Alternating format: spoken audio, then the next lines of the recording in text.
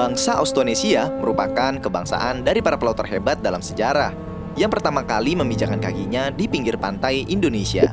Bersama dengan bangsa Polinesia memiliki tujuan untuk menjadikan Samudra Pasifik sebagai wilayah mereka. Melalui petunjuk bintang dan angin, mereka menjelajahi sedikit demi sedikit wilayah dari Filipina hingga Hawaii.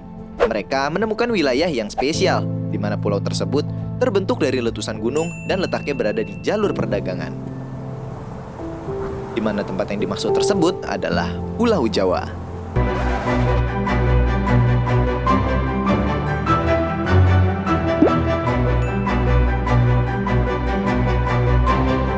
Indonesia, seperti yang kita ketahui sekarang, adalah sebuah negara maritim, yakni karena besar luas perairan melebihi luas daratannya. Pada zaman dahulu kala, ketika kerajaan-kerajaan mulai terbentuk di Indonesia, ada beberapa kerajaan yang sudah mengukir sejarahnya di dalam ranah catatan waktu. Berbeda dengan kerajaan Asia Tenggara lainnya, kerajaan Majapahit tidak terlihat sebagai kerajaan besar dalam sejarah dan bisa bertahan ratusan tahun lamanya. Berdasarkan perkiraan, hanya berada dari tahun 1295 hingga 1389. Bahkan, sebagai bentuk sejarahnya, Majapahit tidak meninggalkan kuil dan bangunan-bangunan yang megah, tetapi hanya ada beberapa runtuhan sederhana dari ibu kota wilayahnya dan sedikit catatan kecil dari para juru tulisnya. Tetapi, jika dilihat dari pandangan masyarakat Indonesia, Majapahit merupakan kerajaan yang berhasil, bahkan setelah masa reruntuhan sekalipun. Setelah runtuhnya Majapahit, banyak negara-negara Islam yang mengakui silsilah keluarga mereka dari kerajaan Hindu-Buddha tersebut. Bahkan, di masa modern ini, banyak masyarakat menganggap sejarah Majapahit tersebut merupakan asal-muasal penyebab adanya negara Indonesia ini. Karena Majapahit melakukan satu hal, yaitu membawa kepulauan Indonesia dalam satu kekuasaan, di mana hal tersebut tidak pernah dilakukan oleh pemerintah lain hingga abad ke-20. Dengan terdiri dari 13.000 pulau dan beragam kebudayaan serta bahasa, proses penyatuan tersebut bukanlah suatu hal yang mudah dilakukan. Apalagi pulau-pulau Indonesia ini memiliki jarak bentangan sangat luas yang dimulai dari Pulau Sumatera Utara hingga ke Pulau Papua Nugini Timur. Tetapi keadaan tersebut tidak menghambat proses penyatuan yang dilakukan Majapahit. Walaupun sampai saat ini, cara penyatuan yang dilakukannya masih diperdebatkan. Jadi bagaimana mereka melakukannya? Sebenarnya, kunci kesuksesan Majapahit berasal dari dua kerajaan besar sebelumnya, yaitu Kerajaan Sriwijaya dan Kerajaan Mataram. Kerajaan Sriwijaya merupakan kerajaan yang sangat penting dalam sejarah pengembangan daerah tersebut. Tapi kerajaan ini mulai dilupakan hingga sekitar seabad yang lalu.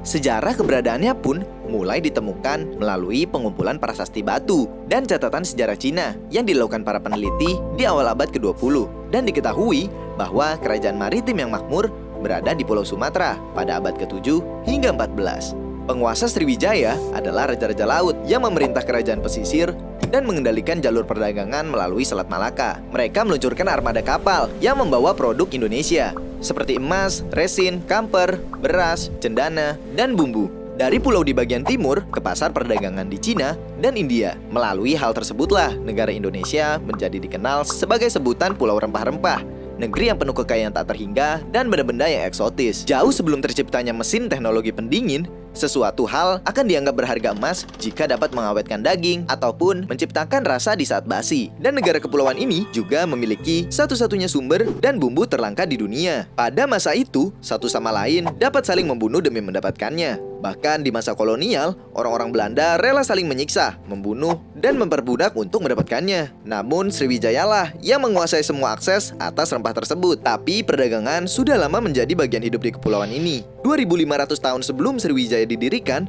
pelaut sudah melalui perairan di sekitarnya. Mereka membawa dagangan ke daratan Asia dan kembali dengan pengaruh Hindu-Buddha. Sebenarnya di masa Sriwijaya cukup lazim bagi raja-raja Indonesia untuk mengambil nasihat dari Brahmana India dan biksu-biksu Buddha yang berkelana. Bukannya bersaing, kedua agama ini justru bersatu menjadi kepercayaan Hindu-Buddha. Sriwijaya mulai mengkoordinir armada dagangnya. Mereka akan berkelana ke utara selama semusim, menyerap pengaruh luar, dan kembali dengan dagangan berharga, beserta pengelana yang membawa misi dagang maupun agamanya. Kemudian, sebagai hasilnya, pelabuhan-pelabuhan Sriwijaya penuh dengan keberagaman. Komunitas Cina, Melayu, pribumi, serta bangsa-bangsa lain dari Asia Tenggara. Tapi inovasi penting, Sriwijaya adalah bagaimana ia mengubah para bajak laut dan nomaden di perairannya menjadi armada dagang yang menguasai rute laut di pusat dagangan rempah.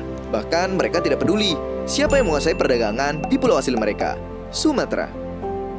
Mereka pun juga tidak menghasilkan makanan untuk kebutuhan mereka sendiri. Mereka mengambil beras dari Upeti, pulau-pulau lain yang perlu akses menuju Selat Malaka.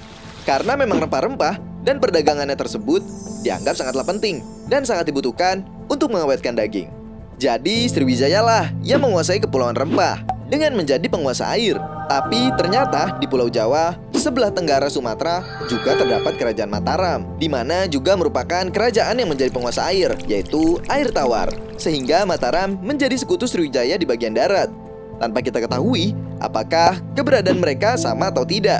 Ingin tahu lebih lanjut tentang hubungan mereka? Saksikan di episode berikutnya, di mana kerajaan yang terpecah nantinya menjadi satu. Satu kerajaan, satu penguasa, kerajaan air bernama Majapahit. Si Cepat Express, ketika semua jadi mudah.